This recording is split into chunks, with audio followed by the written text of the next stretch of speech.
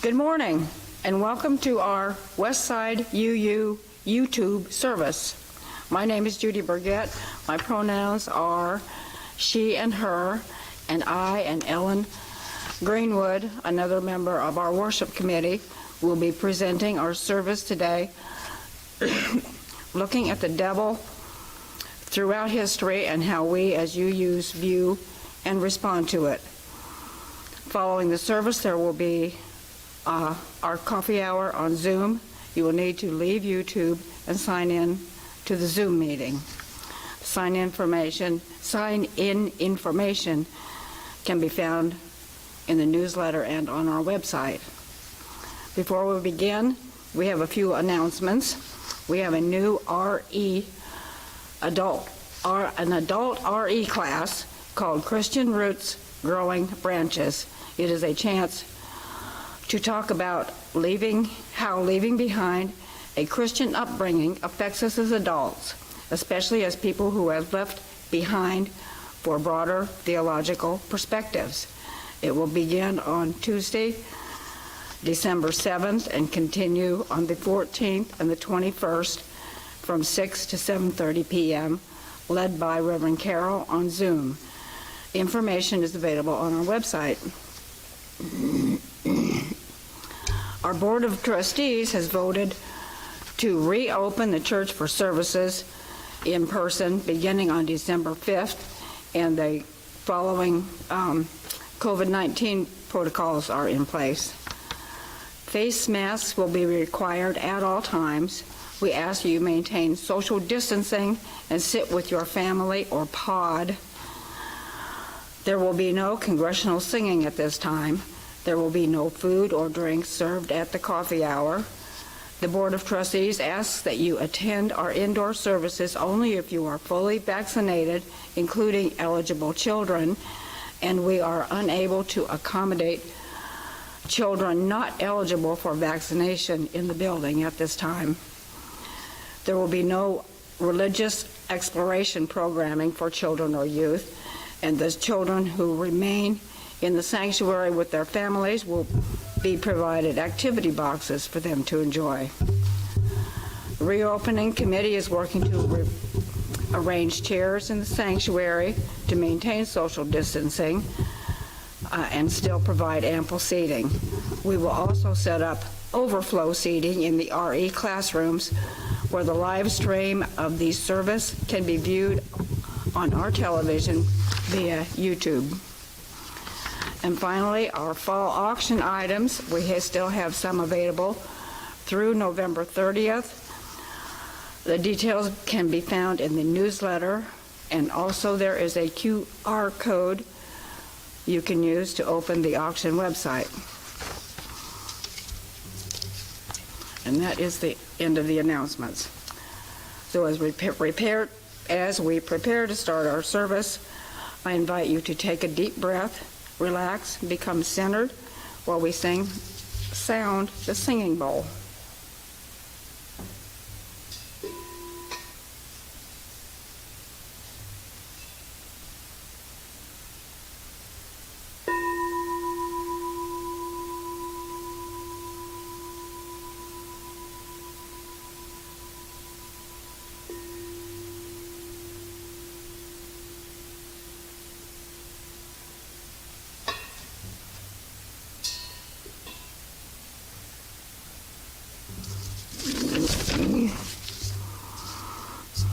We will do our chalice lighting.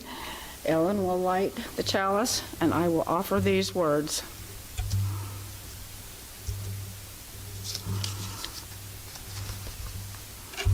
As we light this chalice and bask in its light and warmth, we are encouraged to resist what evil there may be in the world and to embrace the abundant goodness.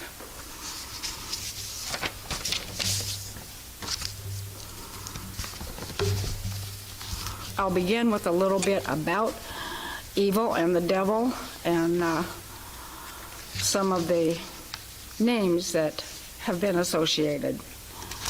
The devil and evil date back some 3,000 years or so to the Bronze Age Persia, when possibly the first monotheistic religion, Zoroastrianism, was founded. There was one God, Ahura Mazda, who is the creator of the universe and all life and the source of all happiness and goodness. Ahura Mazda has an adversary called Angra Mainyu, and this is the originator of death and all that is evil and destructive in the universe.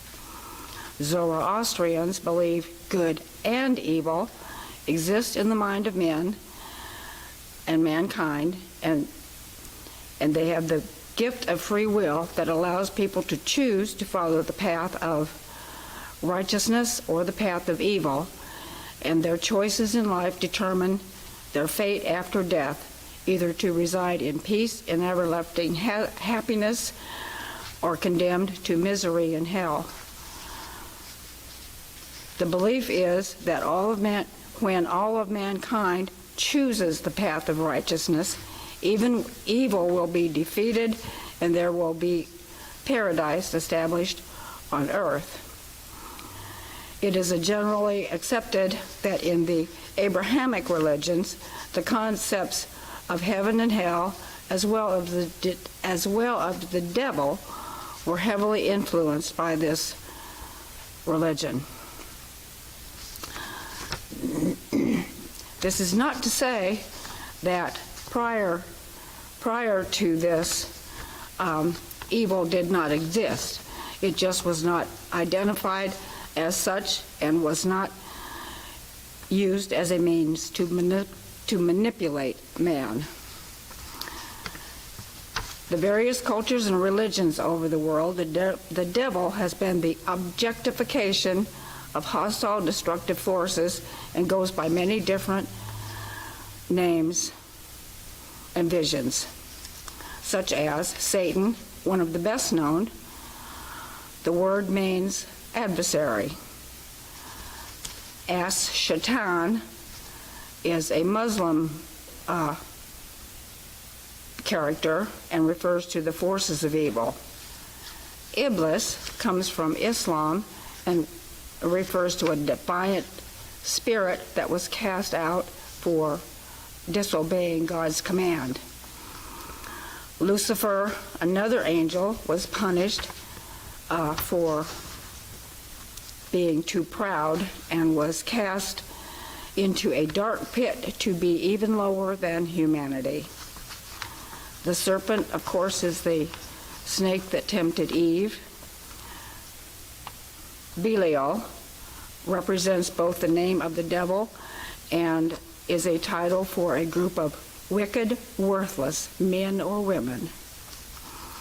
Beelzebub is one of the names that is synonymous for the devil, for Satan.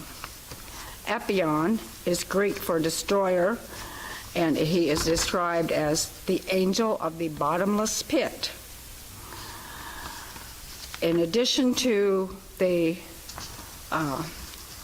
different identities over the years and the centuries of creations of literature and art and theater, there have been many depictions of the devil and what he looks like, from snakes to dragon-like mythical creatures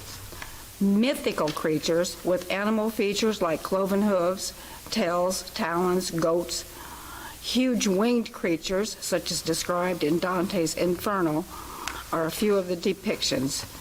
He has been seen as a human-like creature dressed in red tights with a pointed beard, horns, carrying a pitchfork, and in one cartoon, this character was seen being chased by a suffragettes campaigner. He has also appeared as a handsome man disguised as a man in modern time films, such as in The Angel Heart, The Devil and Daniel Webster, and The Devil's Advocate. The devil or evil can also be viewed as being the enemy or the other or the outside group.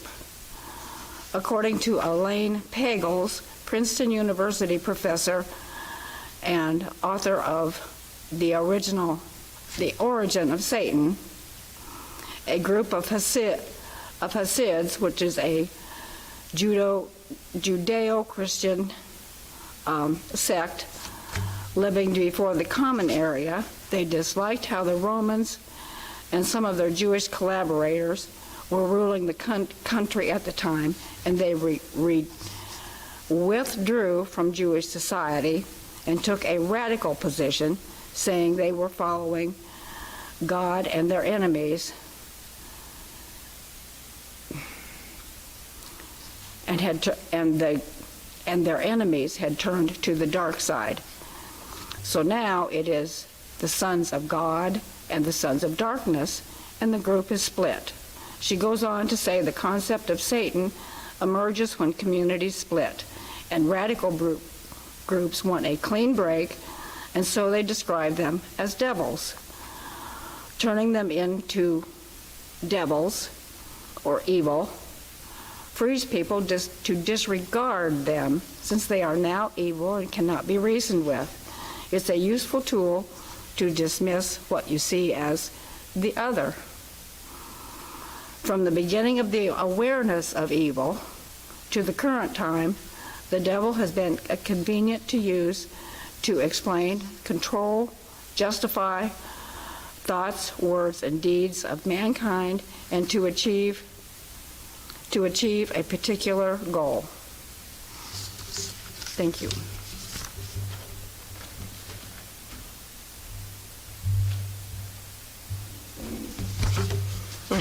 Thank you, Judy, for giving us that good historical introduction. Good morning to all of you. My name, for those of you who may not know me, is Ellen Greenwood, and I'm a member of the worship team here at Westside. My pronouns are she, her, and hers, and I would like to share a few devilish thoughts with you this morning. The idea for this service originated after an outdoor service a couple of months ago, where I led the congregation in singing This Little Light of Mine. And I used the verses that are in our gray hymnal. Afterwards, a couple of folks mentioned that I left out the verse about the devil. Well, having grown up as a Southern Baptist, I knew the verse they meant, and I still have memories from being a child and singing that verse, complete with the hand motions. Won't let Satan it out. I'm going to let it shine. We talked briefly that day about growing up in churches where Satan, the devil, whatever you choose to call the personification of evil, was talked about regularly.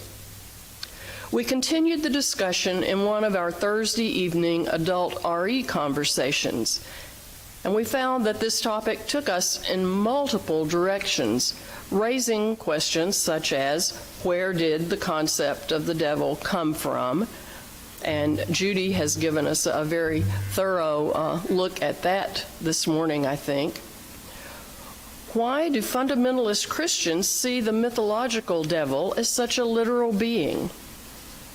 And what is it like as a child to grow up under constant threat of the devil snatching away your soul to burn in hell for eternity? And do we ever fully recover from the trauma of that experience? And why do we almost never hear the devil mentioned in a Unitarian Universalist church?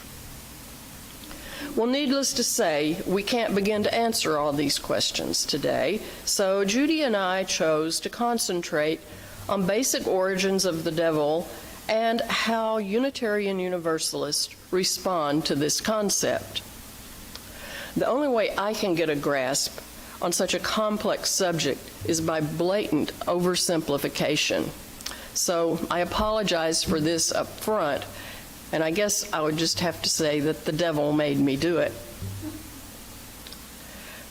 Now, I would never pretend to be a philosopher or a theologian, but I have been a Unitarian Universalist for the last 28 years, and I've learned a few things about this church and this denomination.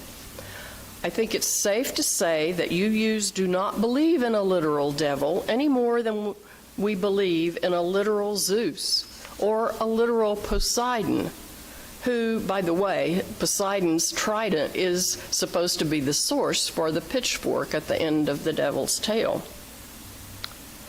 And it's quite true that you won't hear much about the devil in a UU church.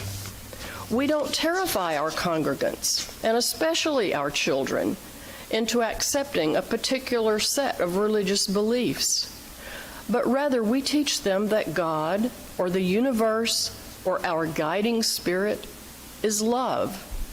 We nurture the goodness inherent in each of us, encouraging each other through example to be kind and to love justice and to love others and to love ourselves. We seek to affirm and promote the inherent worth and dignity of every person.